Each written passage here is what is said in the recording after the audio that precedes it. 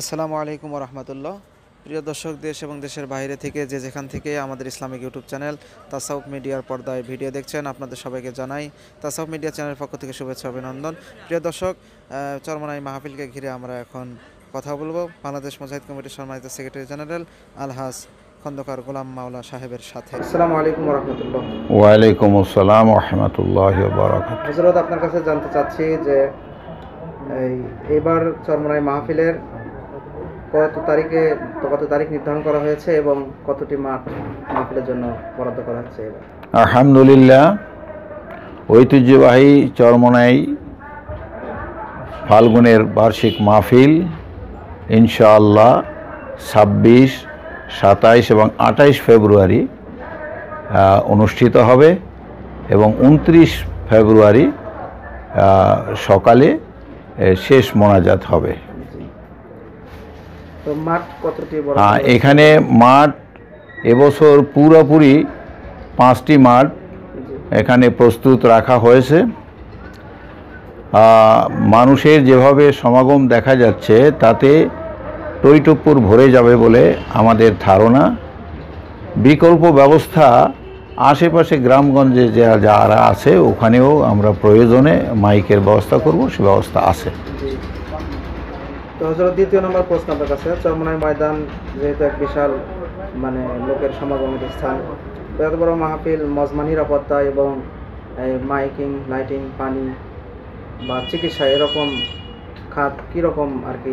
আপনারা জানেন যে এই তিলে তিলে গড়া এই চরমনাইয়ের ময়দান, প্রতি বছরই এখানে মানুষের ঢল। তাদের সকল ব্যবস্থা, যে সমস্ত প্রশ্ন আপনি করলেন, লাইট, মাইক, টেলিফোন, নিরাপত্তা, এই ব্যবস্থার জন্য আমরা প্রস্তুত আছি। আমরা সংক্ষেপে এই সার্ভিসটা যারা আমাদের স্বেচ্ছাসেবকরা দিয়ে থাকেন এদেরকে আমরা এলএমটি বলি। এলএমটি, লাইট, মাইক, টেলিফোন, এর সাথে পানির সরবরাহটাও এই গ্রুপটাই করে থাকে।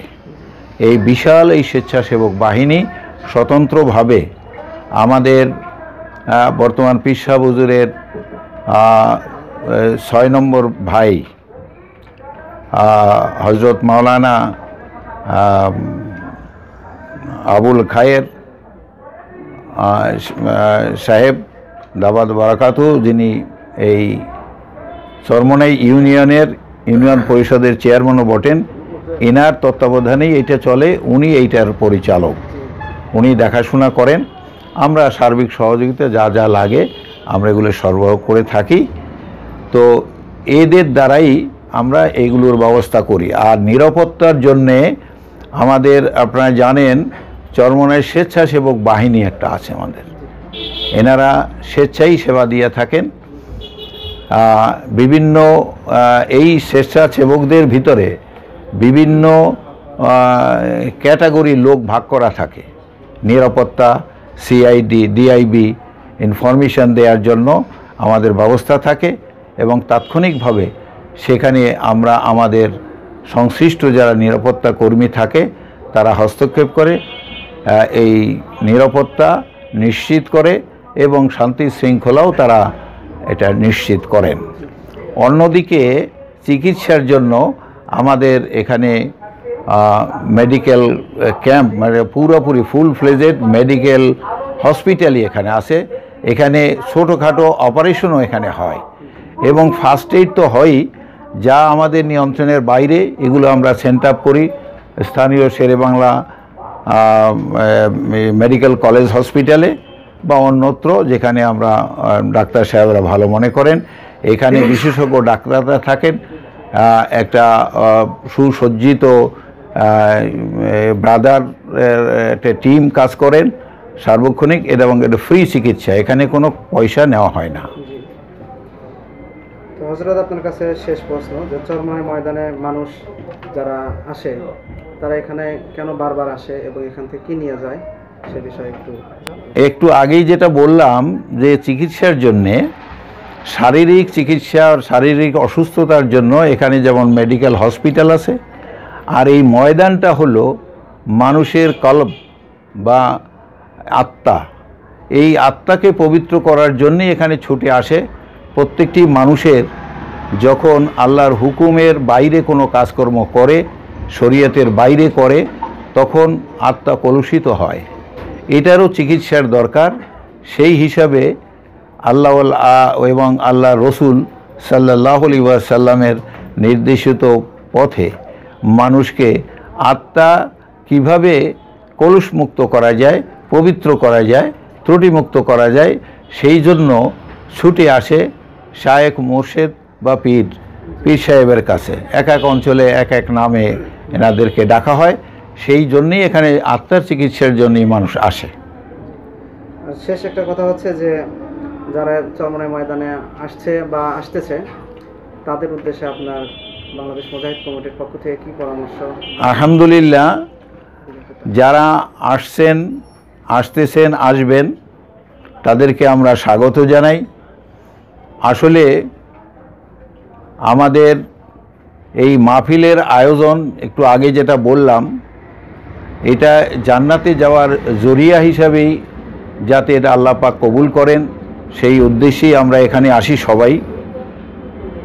আর যারা আসবেন তাদের উদ্দেশ্যে আমার অনুরোধ স্বনির্বন্ধ, ধৈর্য সহকারে, তার কারণ এত মানুষের সমাগম যেখানে হয় সেখানে কষ্ট হবেই।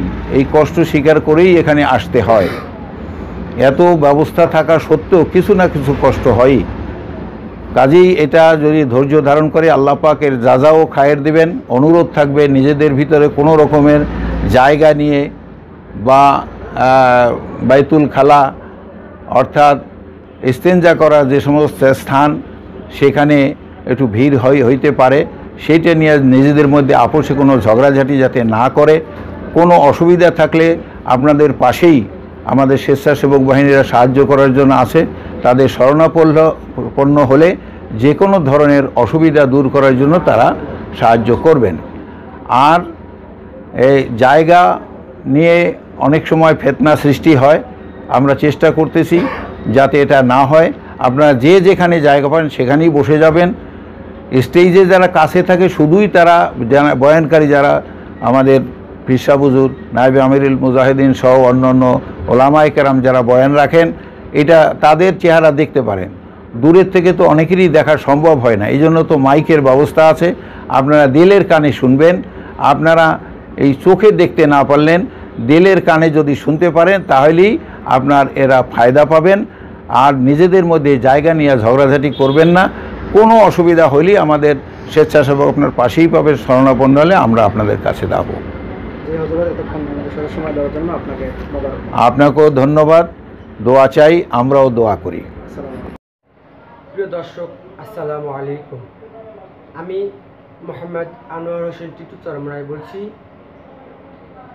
চরমনাইয়ের খবর সব সময়ের জন্য পেতে আমার পরিচালনা ইউটিউব চ্যানেল রয়েছে MTC media MD Titu Charmonai পরিচালনায় আজকে ইউটিউব চ্যানেল খোলা হয়েছে। তাই সকলে সাবস্ক্রাইব করে চরমনাই নিউজ সবসময়ের জন্য পেতে সাথে থাকুন। আমার লাইক পেজ রয়েছে আনোয়ার হোসেন টিটু চরমনাই নামে, ফেসবুক আইডি আনোয়ার হোসেন। ধন্যবাদ সকলকে।